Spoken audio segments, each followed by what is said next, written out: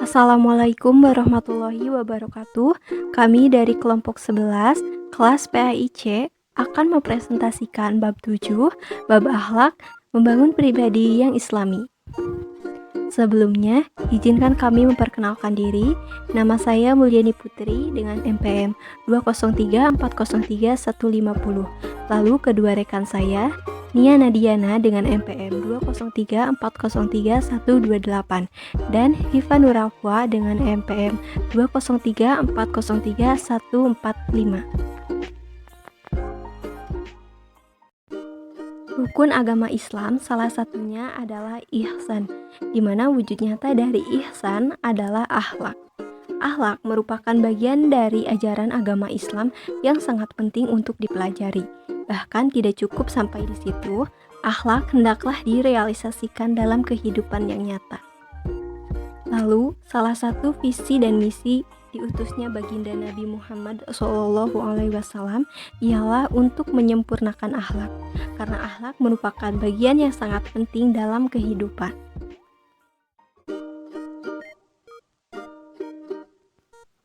Kata akhlak secara etimologis berasal dari bahasa Arab, yang mana jika dilihat dari bentuk lafadznya, kata akhlak bentuknya jamak dari kata khulukun.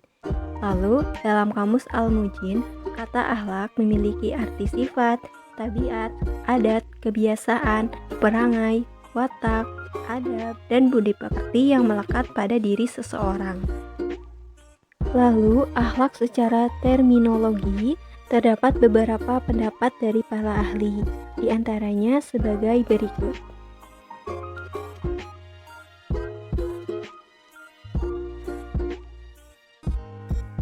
Nah, dari pendapat para ahli tersebut, dapat ditarik kesimpulan bahwa perbuatan manusia bisa dikategorikan kepada akhlak jika memenuhi syarat-syarat sebagai berikut. Yang pertama, perbuatan itu dilakukan secara berulang-ulang. Kalau perbuatan itu hanya dilakukan sesekali saja, maka itu tidak dapat disebut sebagai akhlak. Jadi, akhlak harus dilakukan secara berulang-ulang sehingga menjadi kebiasaan. Lalu yang kedua, perbuatan itu timbul dengan mudah tanpa dipikir atau diteliti terlebih dahulu, sehingga benar-benar merupakan suatu kebiasaan. Namun jika perbuatan itu masih timbul karena terpaksa atau setelah dipikir dan dipertimbangkan terlebih dahulu, maka itu tidak bisa disebut sebagai akhlak. Selanjutnya, menurut pendapat Ibnu Arabi, di mana baik dan buruknya akhlak manusia tergantung kondisi hatinya. Adapun yang mempengaruhi kondisi hati bisa disebabkan dari faktor dirinya sendiri. Sebab dalam diri manusia terdapat 3 nafsu, yaitu yang pertama nafsu asy-syahwaniyah, yang kedua nafsu al-ghadabiyah, dan yang ketiga nafsu al-natikoh.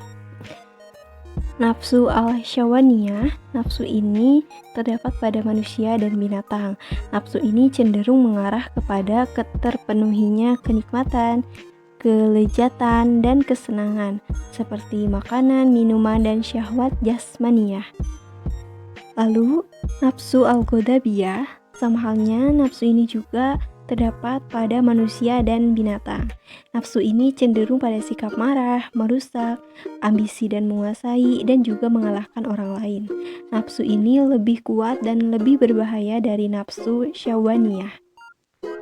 Dan yang terakhir, nafsu al-natikoh, di mana nafsu ini yang membedakan manusia dari binatang. Dengan nafsu ini, manusia mampu berpikir mengambil hikmah, paham terhadap fenomena alam. Dengan nafsu ini pula manusia bisa membedakan mana yang baik dan mana yang salah. Dengan nafsu ini manusia bisa bersyukur kepada Tuhannya, dan dengan nafsu ini pula manusia bisa mengendalikan nafsu syahwaniyah dan nafsu ghadabiyah. Sumber akhlak itu ada 2, yaitu Al-Quran dan As-Sunnah. Al-Quran sebagai sumber hukum dan peraturan yang mengatur semua hal yang berkaitan dengan manusia. Tentunya Al-Quran menjadi sumber utama akhlak, di mana Al-Quran menjadi tolak ukur baik buruknya akhlak, karena kebenaran Al-Quran ini bersifat objektif, konferensif, dan universal. Lalu As-Sunnah yang merupakan sumber akhlak yang kedua, di mana dari as-sunnah dapat diketahui norma-norma baik dan buruk bagi akhlak dalam Islam. Lalu melalui as-sunnah, seorang muslim tahu mana yang halal dan mana yang haram, mana yang pantas dilakukan dan mana yang tidak pantas dilakukan. Berdasarkan sifat akhlak dibagi menjadi dua, yaitu akhlak mahmudah dan akhlak majmuah. Akhlak mahmudah adalah akhlak terpuji atau akhlak yang baik. Yang termasuk pada akhlak mahmudah ialah sabar, adalah mampu menahan diri atau mampu mengendalikan amarah. Yang kedua, ikhlas adalah mengerjakan sesuatu amal hanya semata-mata karena Allah, yakni harus mengharap ridhonya. Yang ketiga, jujur adalah mengatakan sesuatu itu dengan apa adanya dan harus dengan hati yang lurus. Yang keempat, pemaaf adalah orang yang memberikan maaf kepada peminta maaf yang menyadari kesalahannya. Yang kelima, pemurah adalah sikap seseorang yang ringan untuk mengeluarkan sebagian hartanya untuk kepentingan orang lain. Yang keenam, menepati janji adalah orang yang datang ke tempat yang sudah disepakati. Kedua, akhlak majmumah, yaitu akhlak tercela atau perbuatan yang buruk. Yang termasuk pada akhlak majmumah ialah riya, adalah melakukan sesuatu perbuatan baik dengan niat untuk karena manusia atau karena ingin mendapatkan pujian dari orang lain. Dengan kata lain, riya sama dengan pamer. Yang kedua, sum'ah adalah sikap atau sifat senang dan gemar memperdengarkan amal perbuatan yang ia lakukan kepada orang lain dengan harapan agar orang lain menyanjung atau memujinya. Ketiga, ujub adalah perilaku atau sifat mengagumi diri sendiri dan senantiasa membanggakan dirinya sendiri. Yang keempat, takabur adalah orang yang merasa bahwa dirinya lebih dari segalanya. Yang kelima, tamak adalah serakah atau rakus terhadap apa yang telah ia miliki. Yang keenam, fitnah adalah mengatakan sesuatu yang bukan sebenarnya. Yang ketujuh, bakhil adalah perbuatan seseorang yang menahan atau tidak memberikan sesuatu yang semestinya diberikan kepada orang lain, baik secara agama maupun secara kepatutan menurut adat. Selanjutnya, dalil tentang akhlak. Pertama, ada dalil Al-Quran, terdapat dalam surah Al-Qalam, ayat 4, yang berbunyi, Bismillahirrahmanirrahim. Wa innaka la'ala khuluqin azim, yang memiliki arti, dan sesungguhnya kamu benar-benar berbudi pekerti yang agung. Pada ayat ini, Allah memuji Nabi Muhammad SAW karena beliau memiliki akhlak yang sangat agung atau terpuji. Terdapat pula dalam surah Al-Ahzab ayat 21 yang berbunyi, Bismillahirrahmanirrahim. Laqad kana lakum fi rasulillahi uswatun hasanatun liman kana yarjullaha wal yawmal akhir wa dzakarallaha katsira. Yang memiliki arti, sesungguhnya telah ada pada diri Rasulullah itu suri teladan yang baik bagimu, yaitu bagi orang yang mengharap rahmat Allah dan kedatangan hari kiamat, dan dia banyak menyebut Allah. Pada ayat ini, Allah menjelaskan bahwa akhlak Rasulullah itu patut dijadikan contoh oleh orang-orang yang mengharapkan rahmatnya. Kedua, dalil hadis terdapat dalam hadis riwayat Bukhari nomor 5569 yang memiliki terjemahan, telah menceritakan kepada kami Hafiz bin Umar, telah menceritakan kepada kami Syu'bah dari Sulaiman, saya mendengar Abu Wa'il, saya mendengar Masruq, dia berkata, Abdullah bin Amr berkata, dan diriwayatkan dari jalur lain, telah menceritakan kepada kami, Qutaibah telah menceritakan kepada kami, Jarir dari Al-A'mashi dari Syakik bin Salamah dari Masruq, dia berkata, kami pernah menemui Abdullah bin Amr ketika kami tiba di Kufah bersama Muawiyah. Kemudian dia ingat Rasulullah SAW, seraya berkata, beliau tidak pernah berbuat kejelekan dan tidak menyuruh untuk berbuat kejelekan. Lalu Abdullah bin Amr berkata, Rasulullah SAW bersabda, sesungguhnya orang yang terbaik di antara kalian ialah yang paling bagus akhlaknya. Terdapat pula dalam hadis yang diriwayatkan oleh Ibnu Majah nomor 4171 yang memiliki terjemahan, telah menceritakan kepada kami Ismail bin Abdullah Ar-Raqi, telah menceritakan kepada kami Isa bin Yunus dari Muawiyah bin Yahya dari Az-Zuhri, dari Anas dia berkata, Rasulullah SAW bersabda, sesungguhnya setiap agama itu memiliki etika, sedangkan akhlak atau etika Islam adalah rasa malu. Dari keempat dalil ini menjelaskan kepada setiap manusia muslim umat Nabi Muhammad SAW untuk memiliki akhlak yang baik dalam segala aspek kehidupan, baik lahir maupun batin, untuk meraih kebahagiaan hidup di dunia dan di akhirat. Adapun ruang lingkup implementasi akhlak yaitu yang pertama, akhlak terhadap Allah Subhanahu wa Ta'ala.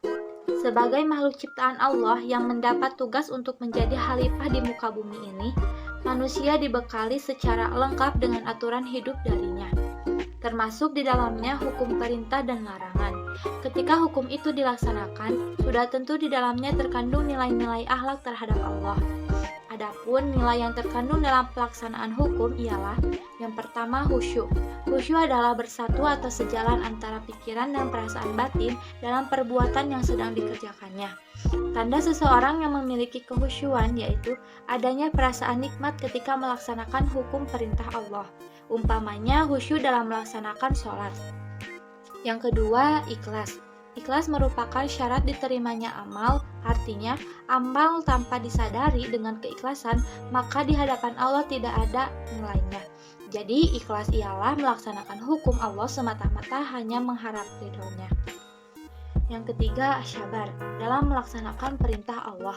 Tentunya banyak cobaan dan rintangan yang harus dihadapi oleh seorang muslim, yang mana rintangan dan cobaan itu harus dihadapi dengan kesabaran, karena tanpa kesabaran maka dia tidak lulus dari ujian yang diberikan Allah. Yang keempat, syukur. Syukur ialah merealisasikan apa yang Allah anugerahkan kepada kita sesuai dengan fungsinya. Seperti Allah menganugerahkan kepada kita penglihatan dan pendengaran, maka seharusnya penglihatan dan pendengaran tersebut digunakan sesuai dengan keinginan pemberinya. Misalnya, penglihatan digunakan untuk membaca Al-Quran. Yang kelima, tawakal. Tawakal yaitu menyerahkan semua urusan kepada Allah setelah diusahakan, tapi bukan menyerah tanpa ada usaha. Yang keenam, doa. Doa merupakan akhlak terhadap Allah. Karena dengan berdoa, kita memohon kepada Allah dengan menunjukkan segala kerendahan diri kita di hadapannya. Yang kedua, akhlak terhadap diri sendiri.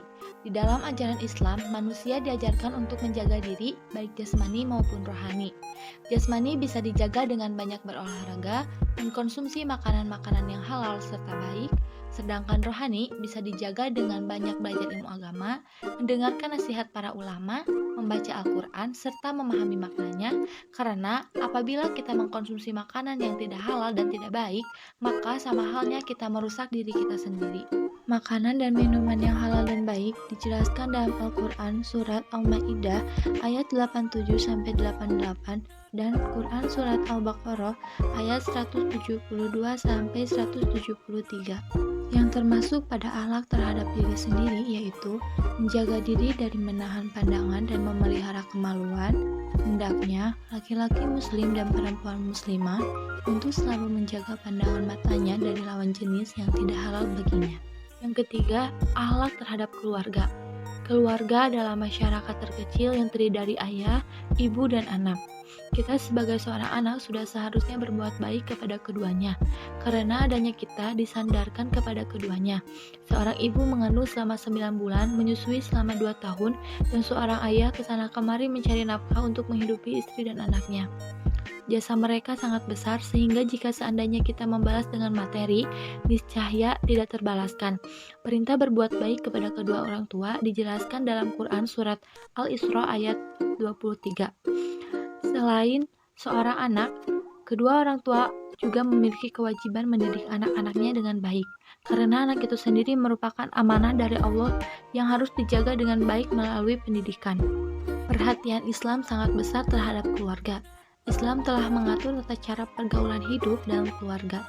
Sebab dalam Islam semua anggota keluarga mempunyai hak kewajiban serta peran yang sama-sama harus ditunaikan untuk mewujudkan keluarga yang sakinah, mawadah, dan warohmah. Yang keempat, akhlak terhadap tetangga atau masyarakat. Sebagai makhluk sosial, tentunya manusia tidak bisa hidup tanpa bantuan orang lain. Dari mulai kita lahir sampai meninggal dunia pasti membutuhkan orang lain. Oleh karena itu, tentu kita harus selalu memiliki hubungan yang harmonis dengan masyarakat yang ada di sekeliling kita. Tentunya, orang lain akan berlaku baik manakala kitanya baik terhadap mereka. Islam sangat menaruh perhatian terhadap hubungan antar satu sama lainnya. Dengan Islam menganjurkan penganutnya berlaku baik atau berakhlakul karimah terhadap tetangganya sebagaimana yang dikatakan Imam Al-Ghazali, yaitu dengan memulai mengucapkan salam pada tetangga, menjenguk tetangga yang sakit, melayat atau takziah ketika tetangga mendapatkan musibah, mengucapkan selamat pada tetangga jika mereka mendapati kebahagiaan, berserikat dengan mereka dalam kebahagiaan dan saat mendapatkan nikmat, meminta maaf jika berbuat salah, berusaha menundukkan pandangan untuk tidak memandangi istri tetangga yang bukan mahram, menjaga rumah tetangga jika ia pergi, berusaha bersikap baik dan lemah lembut pada anak tetangga, dan berusaha mengajarkan perkara agama atau dunia yang tetangga tidak ketahui. Dan yang kelima, akhlak terhadap lingkungan. Lingkungan adalah segala sesuatu yang ada di sekitar kita, seperti binatang, tumbuh-tumbuhan, dan benda-benda mati atau tidak bernyawa. Al-Quran menganjurkan kepada manusia supaya berakhlak terhadap lingkungannya, artinya dia tidak berbuat kerusakan. Manusia ditugaskan oleh Allah Subhanahu wa Ta'ala sebagai khalifah. Tentunya tugas ini memerlukan adanya interaksi antara manusia dengan manusia serta manusia dengan alam. Alam semesta tunduk dan patuh kepada manusia atas izin Allah.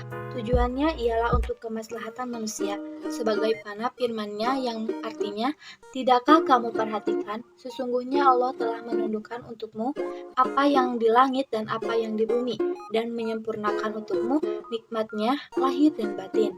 Dan di antara manusia ada yang membantah tentang keesaan Allah tanpa ilmu pengetahuan atau petunjuk dan tanpa kitabnya yang memberi penerangan." Quran Surat Al-Luqman ayat 20. Ayat ini menjelaskan bahwa alam raya telah ditundukkan oleh Allah Subhanahu wa Ta'ala untuk manusia. Manusia dapat memanfaatkannya dengan sebaik-baiknya, tetapi pada saat yang sama manusia tidak boleh tunduk dan merendahkan dirinya kepada segala sesuatu yang telah direndahkan Allah untuknya. Selanjutnya, indikator manusia berakhlak. Menurut Imam Al-Ghazali, indikator manusia berakhlak adanya iman dalam hatinya, di mana hatinya itu bersih dan ada pelita yang bersinar. Sebaliknya, indikator manusia tidak berakhlak adanya nifak dalam hatinya, yaitu adanya ketidaksesuaian antara hati dan perbuatan. Hatinya hitam, kelam, bahkan seakan tidak berfungsi. Tanda-tanda manusia berakhlak. 1. Khusyuk ketika melaksanakan sholat. 2. Berpaling dari hal-hal yang tidak baik, tidak berguna dan tidak ada faedahnya. 3. Mengabdi hanya kepada Allah. 4. Selalu memuji dan mengagungkan Allah. 5. Bergetar hatinya jika disebut nama Allah. 6. Berjalan di bumi dengan tawadu dan tidak sombong. 7. Bersikap arif atau bijaksana dalam menghadapi orang awam. 8. Menghormati tamu. 9. Menghargai dan menghormati tetangga. 10. Tidak menyakiti orang lain, baik dengan perkataan maupun dengan perbuatan. 11. Tidak banyak bicara dan bersikap tenang dalam menghadapi segala persoalan. Sekian presentasi dari kelompok 11. Semoga dapat dipahami dengan mudah oleh teman-teman semua. Apabila ada pertanyaan, silahkan di kolom komentar ya teman-teman. Dan mohon maaf apabila terdapat banyak kekurangan dan kesalahan. Mohon dimaafkan. Mungkin sekian. Terima kasih. Wassalamualaikum warahmatullahi wabarakatuh.